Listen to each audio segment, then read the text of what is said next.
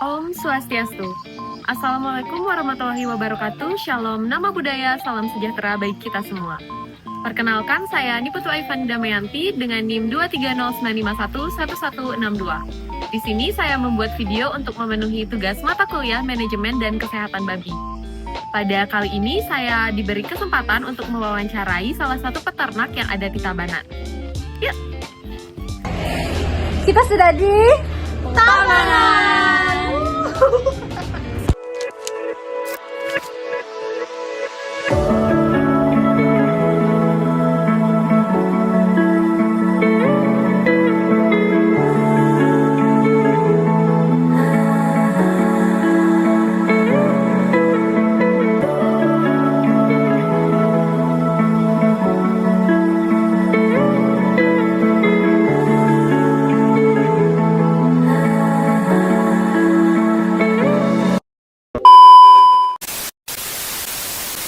Baik, terima kasih. Selamat siang Bapak.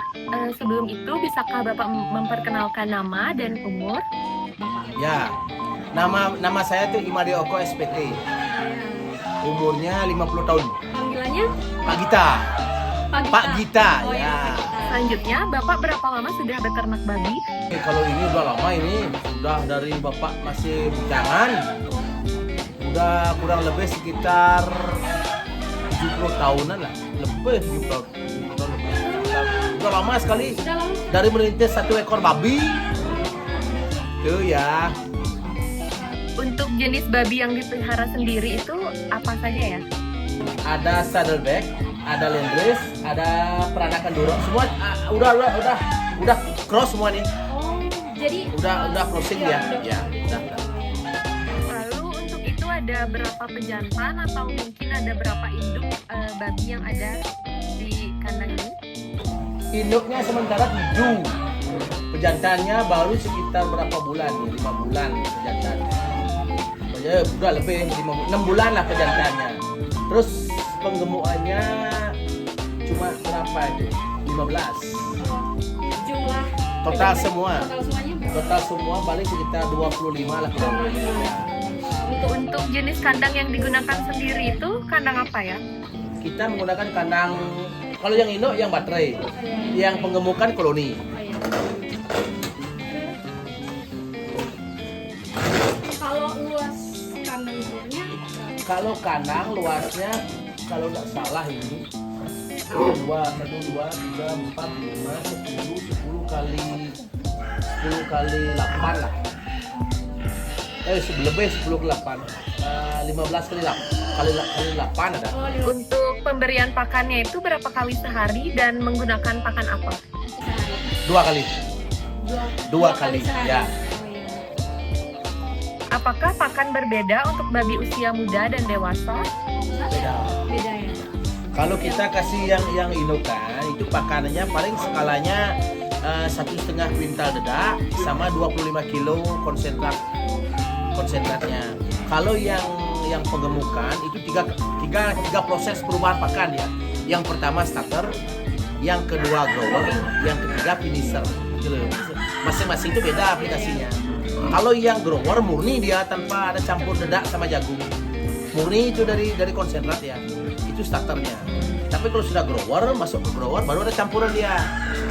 Itu kan variatif itu tergantung modalnya si peternak. Ya, biasanya Bapak. Kalau kita pakai paling yang 1 kali 1, kalau yang grower ya, Ya, ya. 1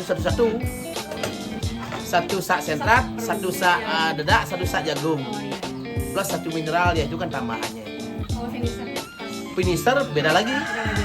Nah, sementara ini finisher saya tidak campur sendiri, saya beli yang jadi. Iya. Ya, ada finisher yang jadi. Itu kan teman yang sudah mencampur semua itu.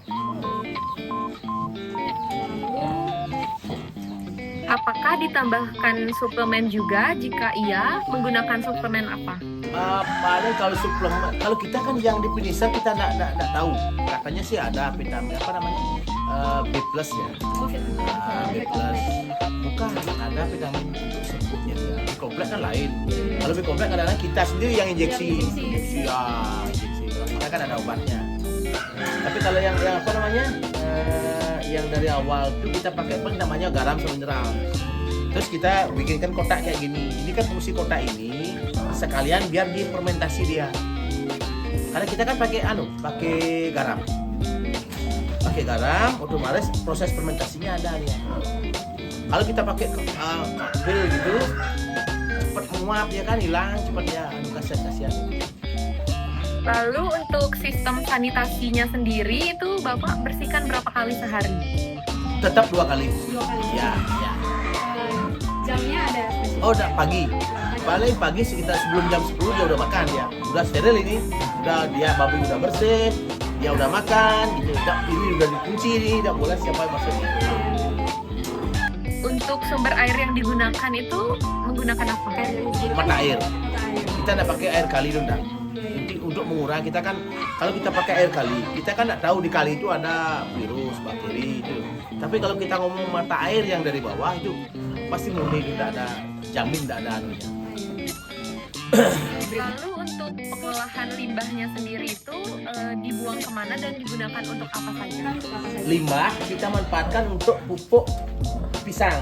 Ntar deh bisa videokan ada tanaman tanaman durian, ada manggis, ada pisang. Kotornya ini kita urai dia di tanah dulu biar nggak bau dia. Ini memang sih bau, tapi dengan kondisi jumlah babi seperti ini, kalau kotornya tidak kita urai di tanah, baunya menyengat ini. Nah, caranya sekarang mengurai dia itu biar diurai dia. Yang bikin bau itu bukan anunya, kotorannya, tapi kencingnya. Nah, kencingnya itu harus kita urai dia di tanah. Kalau sudah diurai di tanah, berarti tidak bau dia. Nah, terus setelah diurai, dibiarkan secara alami dah. Nah, setelah menumpuk kotorannya baru kita aplikasikan ke tanaman pisang, durian, dan kelapa sama manggis.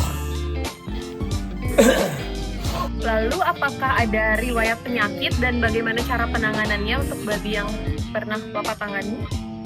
Kalau riwayat penyakit, kalau nggak salah dulu setelah COVID ya, setelah COVID itu kan ada COVID babi. Orang bilang di Bali itu kan COVID babi, karena proses penyebaran sangat dahsyat sekali waktu itu. Bahkan kita sudah konsul dengan dokter hewan, dengan dinas peternak.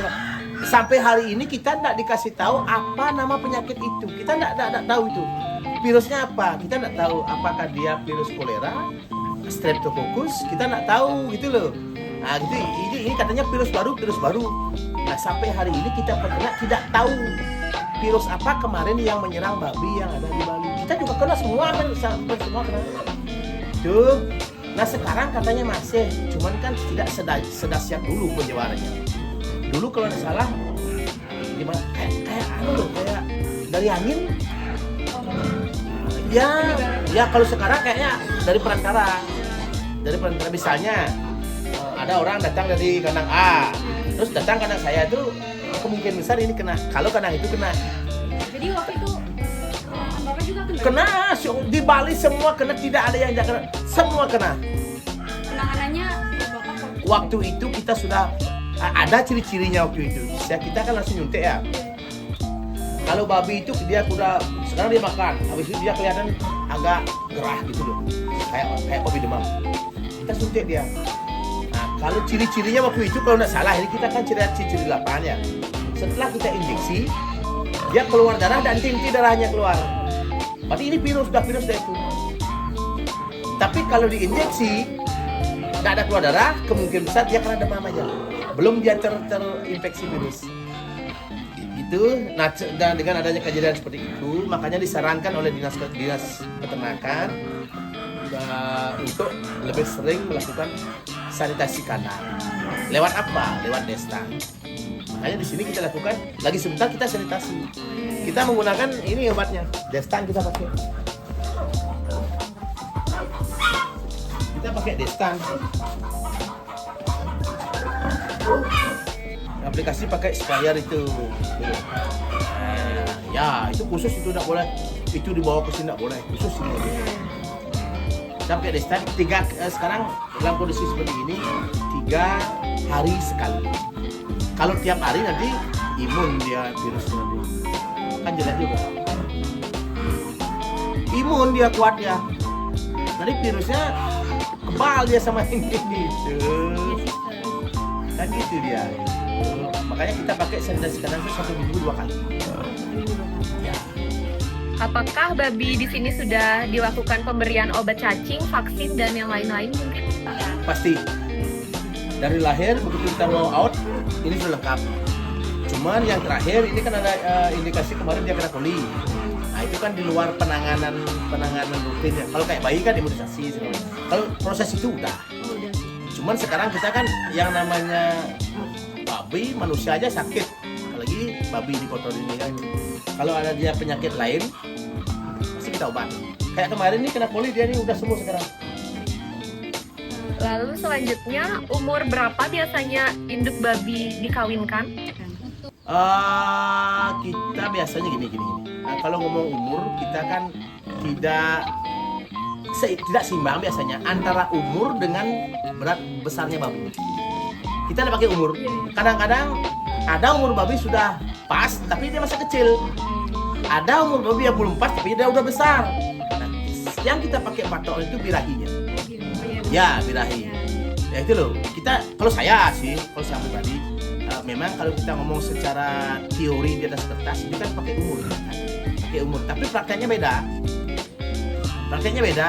Lalu untuk sistem perkawinannya itu apakah secara alami atau menggunakan inseminasi buatan? Inseminasi buatan. Sementara karena kita ini masih takut dengan virus, ya kita pakai IB, inseminasi buatan. Bahkan saya punya ini alatnya. Saya lakukan seperti ini. Ini namanya kateter. Ini alat kawin suntik babi. Baru lihat ya. Nah, ini namanya kateter. Ini alat untuk mengawinkan babi sebenarnya. Ini alat. Ini tapi dulu kan dapat kursus di tapi kita tidak lakukan, tidak praktekkan lah. Biar tidak semua kita ambil kerjaan. Nah sekarang karena kita masih takut dengan virus, makanya kita pakai inseminasi buatan. Yang kita takutnya kalau kita pakai alami, kita pakai pejantan ke sini, kita kan tidak tahu pejantannya sehat apa enggak. Nah kan mengantisipasi itu, makanya Pak buat sekarang pejantan satu. Biar siklusnya di sini aja dia ada unsur lain yang masuk. Untuk penanganan anak babi yang baru lahir sendiri itu, apakah dipotong tali pusar dulu, gigi, ekor?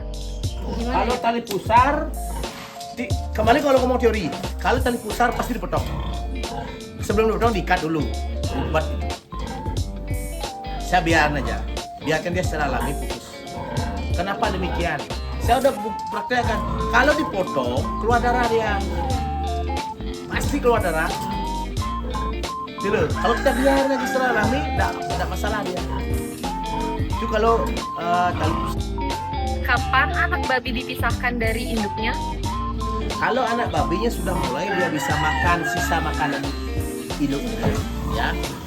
Dan kita kasih konsentrat, starternya dia udah bisa makan. Kenapa kita pakai lama-lama ngajak?